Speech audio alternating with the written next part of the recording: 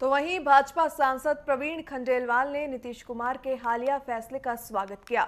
उन्होंने कहा कि विपक्ष की बेचैनी समझ से परे है। उनसे कई मुद्दों को लेकर खास बातचीत की है नेटवर्क 10 संवाददाता ने। 2 दशक से अधिक बिहार की राजनीति में मजबूत रहे नीतीश कुमार अब राज्यसभा के लिए नॉमिनेशन भर चुके हैं। हालांकि अब इस पर जो है राजनीतिकरण किया जा रहा है। कोई कह रहा है कि भारतीय जनता पार्टी जो है वो जेडीयू को खत्म करना चाह रही है, इस वजह से नीतीश कुमार को राज्यसभा भेजा गया है। और वहीं कुछ लोग ऐसा भी कह रहे हैं कि एक राजनीति अपहरण है। इसी पे ज्यादा बातचीत करने के लिए हमारे साथ चांदनी चौक से सांसद प्रवीण खंडेलवाल जी हैं। सर, क्या कुछ कहना चाहते हैं? नीतीश कुमार ने अपने फैसले लिए, भारतीय जनता पार्टी उसमें सहमति जताई। हालांकि अब जो राजनीतिकरण किए जा रहे हैं उसको लेके अब भारतीय जनता पार्टी का क्या कुछ रुख होगा? देखिए, हमारे जो विपक्षी दल हैं उनके पास कहने के लिए कुछ नहीं है। केवल विवाद, आरोप और विरोध की राजनीति वो कर रहे हैं।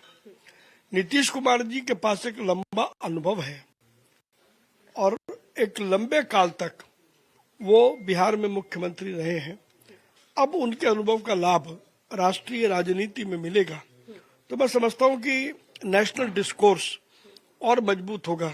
लेकिन हमारे विपक्षी मित्रों को ये दिखाई नहीं देता, तो वो अपने कारणों के लिए इसको बिना वजह विवाद का विषय बना रहे हैं। पर वहीं ये भी कहा जा रहा है कि भारतीय जनता पार्टी जो है वो जेडीयू को खत्म कर रही है, आरजेडी जेडीयू को खत्म कर रही है। ये उनका अपना ऐसा सोचना होगा। हाँ। ये मामला जेडीयू और भाजपा और एनडीए के बीच का है, तो कम से कम एनडीए के किसी भी घटक को या एनडीए को ऐसे किसी बिना मांगी सलाह की आवश्यकता नहीं है। वहीं सर, अगर बात करते चले, भारतीय जनता पार्टी को दिल्ली में 1 साल हो चुके हैं। लगातार दिल्ली वालों को अलग अलग सौगातें मिल रही हैं। वहीं 8 तारीख को अंतर्राष्ट्रीय महिला दिवस के दिन पीएम नरेंद्र मोदी 2 मेट्रो का उद्घाटन करेंगे। दिल्ली वालों के लिए कितनी बड़ी अपॉर्चुनिटी है ये? दिल्ली की परिवहन व्यवस्था को इससे एक बहुत बड़ा बल मिलेगा। ये हम सबके लिए सौभाग्य की बात है कि स्वयं माननीय प्रधानमंत्री जी मेट्रो की सौगात दिल्ली के लोगों को देने जा रहे हैं।